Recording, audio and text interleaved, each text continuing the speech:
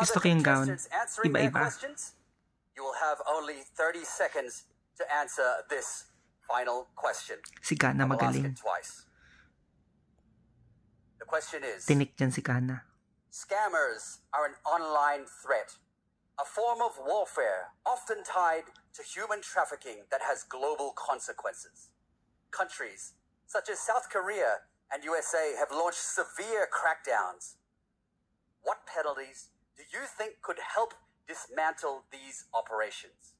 Emma, One more time. sumagot ka. Scammers are an online threat, a form of warfare, often tied to human trafficking that has global consequences. Countries such as South Korea and USA have launched severe crackdowns.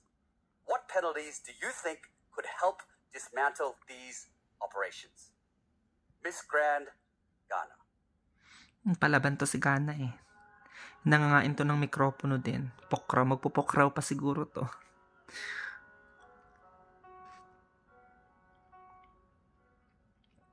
Online scamming is one of the most dangerous issues facing our society. That is why it is more important than ever that we teach technological advocacy. I'm grateful to be a part of the Miss Grand Ghana organization that provides technology certificates to young women in our country. Because now more than ever, it is important to use technology as a force for good instead of hate. And through education, we can stop these actions. Thank you. Galing talaga niya, ano? Tapos, ano pa siya? Venezuela. Relate pa siya sa question. Bongga si Gana.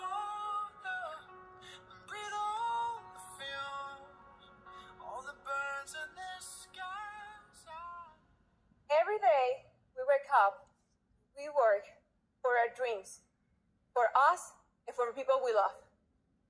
We don't deserve to be taken everything we possess just for power. Therefore, we have to stop this situation.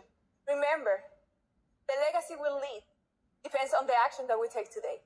So the penalty for me will be that I have to return every money they take from others. Because if we work, we deserve to live the way we live. Thank you. Balik nga naman yung pera. Miss Grand Thailand. Wala ng top 3, no?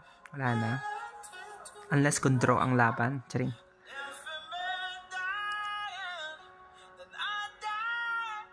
Ito magaling din sumagot eh. Everyone love their own life and love their country. Scammer should be received the severe punishment, namely death, and their money should be returned to the victim's family.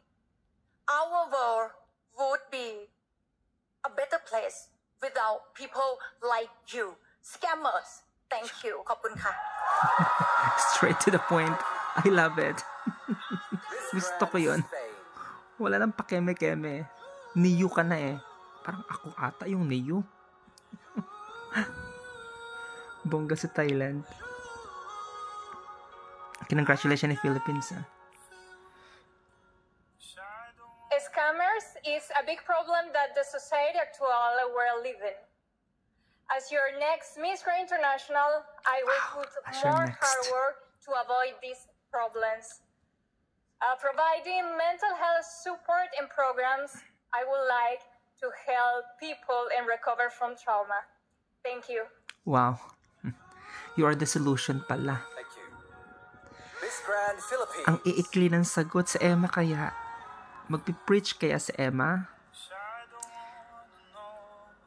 Oh, sweet talaga ni Thailand. Oh. Emma, mag-preach ka. Show them how it's done. As someone who reports this kind of stories, Yes. I really want to use the power of balance. Us people to be educated and aware, for us to not be scammed, and the help of the government to enhance their justice system for the scammers to be behind bars, to be accountable.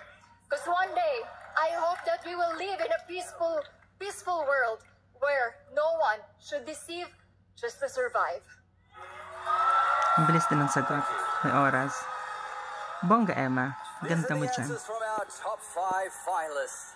Ladies and gentlemen, right after this break, we will be crowning the new Miss Grand Oh my International God. Yun lang yung 2025. tanong? See you soon. Para sa akin na Ghana at Philippines yung ganyang tanong. Thank you for helping, Emma.